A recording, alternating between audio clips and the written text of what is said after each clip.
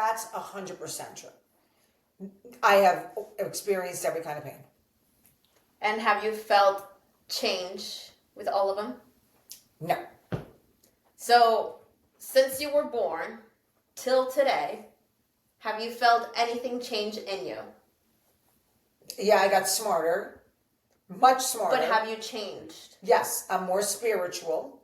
But it's not because of my losses. Yeah. It's just because I don't think it had anything to do.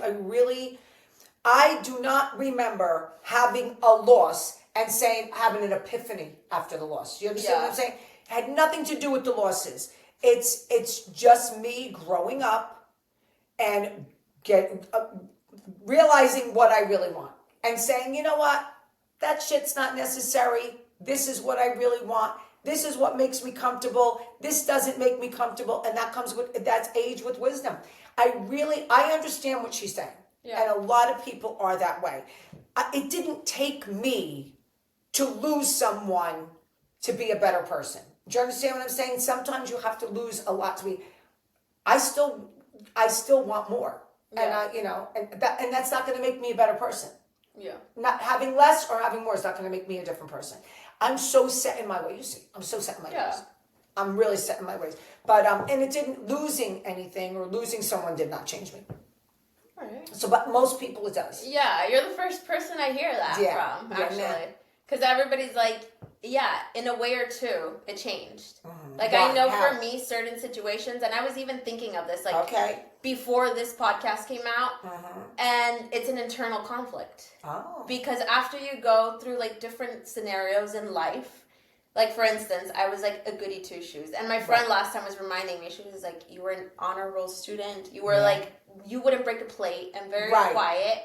And then certain situations happened. And now I am the worst little bee in life. I'm not a hater. But you're not a hater. I just don't want to associate with people.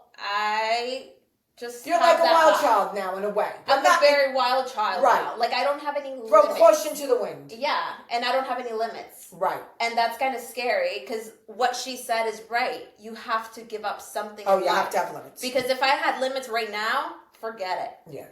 Yeah. So listen, you have to listen. I have limits because I limit myself because my likes and my dislikes. I've never been a thrill seeker. You understand what I'm saying? I was even telling Barbie the other day, I said, years ago there wasn't really DUI. There wasn't really people drank and drove, which is not good.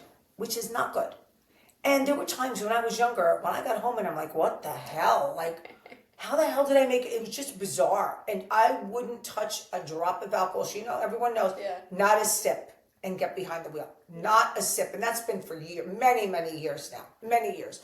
But I think about years ago, and there was not even, people got into accidents and they didn't even check for alcohol. I mean, it was bizarre, So I grew up in a different era. And, but I don't know what changed me. I think I just, trial and error. What made you more spiritual?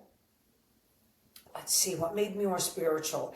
I think I got more spiritual after Jimmy because Christopher lost his father. Yeah. Okay, and I watched my son suffer. And it took a real lot for me to break up with Jimmy. Like, it took a lot because I was in love with him. Yeah. Okay. So I wound up taking my antidepressants, which I told everybody I went on Paxil for 6 months. And I knew there was something else out there for me. And so that's when I saw the turn.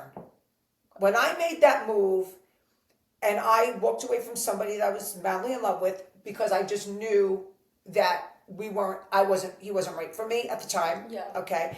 And I knew something else was out there for me, which, I wouldn't be sitting here talking to you right now if I didn't do that. I wouldn't have Posh. I wouldn't be on the show. Yeah. So that's when I realized I became more spiritual. So it was more, let's see, I had Chris when I was 29, and then I was married again.